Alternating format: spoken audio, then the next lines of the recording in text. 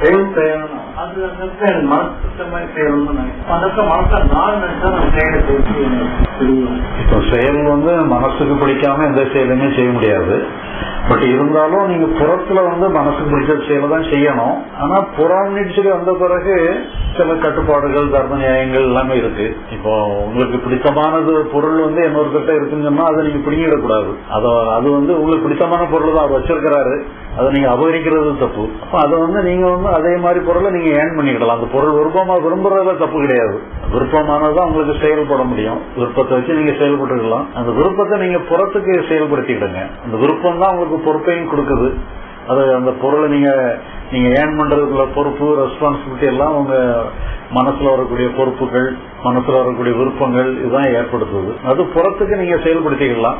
அங்க ஒரு தர்ம நியாயங்களை மட்டும் நீங்க ஃபாலோ பண்ணணும். விருப்பங்கள் எல்லாம் முடியாது. ஆனா அதே விருப்பம் நம்ம அகத்துக்குள்ள ஏற்பட்டுருது. அதான் பிரச்சனை. அகத்துக்குள்ள என்னன்னு சொன்னா, அமைதி இருந்தா ரொம்ப நல்லா இருக்கு, டென்ஷன் இருந்தா எனக்கு பிடிக்கல, டென்ஷன்ல இருந்து விடுபட்டுறோம் சொல்லி நாம இதே ரெஸ்பான்சிபிலிட்டி அகத்துக்குள்ள திருப்பணும்னு சொன்னா அங்க எப்படி கரெக்டா இருந்தா அது இங்க அப்படியே தப்பா மாறிடும்.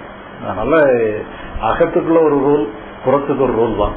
அகத்துல உள்ள ரூல் நம்ம புரிஞ்சுக்கிட்டோம்னு சொல்லி சொன்னா அகம் விடுதலை ஆயிரும். அகம் லிபரேட் ஆயிட்டுன்னு சொல்லி சொன்னா நீங்க புறத்தை டீல் பண்றது கூட உங்க பரிமாணம் கொஞ்சம் வேற மாதிரி ஆயிரும். நீங்க பொறுப்பு எடுத்துக்கலாம். பட் இருந்தாலும் உண்மையிலே அகத்துக்குள்ள எடுக்கக்கூடிய கட்டு தான் உங்களை சுதந்திரம் இல்லாம ஆக்குது. நீங்க ஒரு வேலையை பண்றாலும் நீங்க கொஞ்சம் சுதந்திரமா இருக்கணும் இல்லையா? நீங்க சுதந்திரமா இருக்காத ஒரு வேலையில செயல்பட முடியும். நீங்களே உங்களே கட்டி போட்டுட்டீங்கன்னு சொன்னா நீ எந்த வேலையிலயுமே ஈடுபட முடியாது. அப்ப நீங்க unfit to the society, unfit to the சர்க்கம்ஸ்டான்சஸ்ங்கிற மாதிரி ஆயிடும். அதனால நீங்க உங்களை விடுவிச்சுக்கிடுங்க.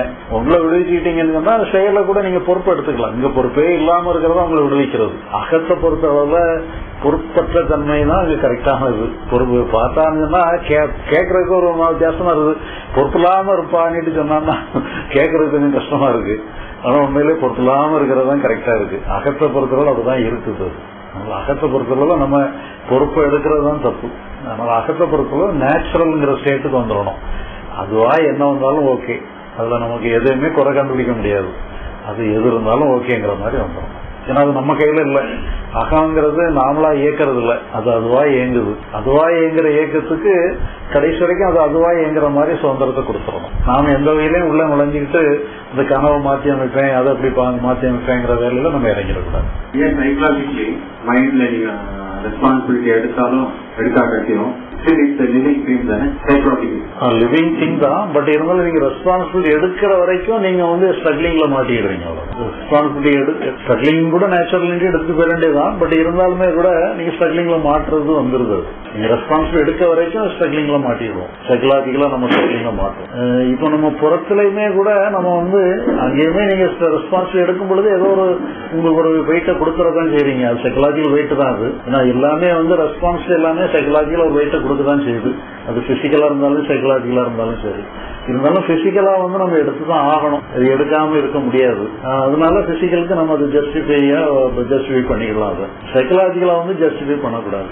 அது தப்பா நம்ம பண்றோம்ங்கிறது நமக்கு. பட் அது மாதிரிதான் நம்மளோட மைண்டோட ஸ்ட்ரக்சரே இருக்கு. அந்த ஐயோட functional quality it wants to create a duality. அந்த ட்ரீம் லிவிங் ட்ரீம்ல இல்ல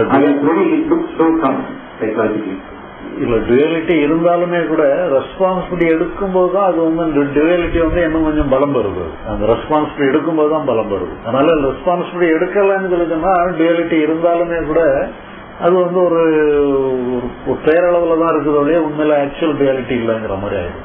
அதனால இது நம்ம டிஃபால்ட்டா இந்த 4 உணர்வு இருக்கதான் செய்யும். நம்மள அறியாமலே ஒரு ரெஸ்பான்சிபிலிட்டி வரத்தான் செய்யும். பட் இருந்தாலும் அது ஒரு மேட்டரே இல்லை.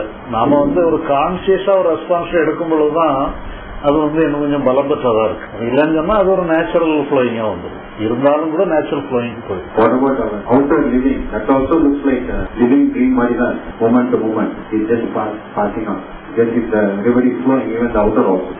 வெளியே ட்ரீம்னு சொல்லி சொன்னாலுமே கூட அந்த ட்ரீம்ங்கிறது நாமளா அதை ட்ரீம் கிட்ட எடுத்துக்கிடுறதோ ரியல் கிட்ட எடுத்துக்கிடுறதோ நாம எடுத்துக்கிற பொறுத்தா இருக்கு. நீங்க ட்ரீம் எடுத்தீங்கன்னா ட்ரீம், இல்ல ரியல் எடுத்துட்டா ரியல். பட் இருந்தாலும் நீங்க ரியல் தான் எடுத்துக்கணும், ட்ரீம் கிட்ட எடுக்க கூடாது. அந்த ட்ரீம் ரியல்ங்கிறதெல்லாம் சைக்கலாஜிக்கலா எடுத்துட்டோம்னு சொன்னா அது ட்ரீம் கிட்ட எடுத்துக்கிடுறது கரெக்டா இருக்கும். பிசிக்கல் வேர்ல்டு வந்து எல்லாமே நம்ம கையில இல்லங்கிறதுக்காக அது வந்து ட்ரீம்னு நம்ம எடுத்துடக்கூடாது. எல்லாமே தோன்றி மறையுதுங்கிற மாதிரி எடுத்துக்கூடாது. அதனால நம்ம வந்து சைக்கலாஜிக்கலா வந்து நம்ம எடுத்துக்கிறது கரெக்ட். பிசிக்கலா நம்ம எடுக்கக்கூடாது. அது வந்து ரியல்னு எடுத்துக்கணும். இப்ப நம்ம வந்து நீங்க வந்து இப்ப மீட்டிங் முடிஞ்சோம்னா வீட்டுக்கு போகணும், வீடுங்கிறது ட்ரீம்னு எடுத்தீங்கன்னா வீட்டுக்கு போக முடியாது. இல்ல ரியல் தான் நினைச்சாதான் வீட்டுக்கு போக முடியும். அதனால அதெல்லாம் ரியல்ல வந்து பிசிக்கல் வேர்ல்ட்ல நம்ம ரியலா தான் எடுத்துக்கிறோம். ஏதோ கனவுல நான் வீட்டை விட்டு வெளியே வந்துட்டேன், இருக்கும் பழையபடி அங்க கனவு தானே, எங்க வீடு எங்க இருக்க போகுதுன்னெல்லாம் எடுத்துக்கூடாது. இல்ல அது ரியலா இருக்கு, நம்ம போனாலும் அந்த வீடு அங்கதான் இருக்குங்கிற முடிவுக்கு வரும்.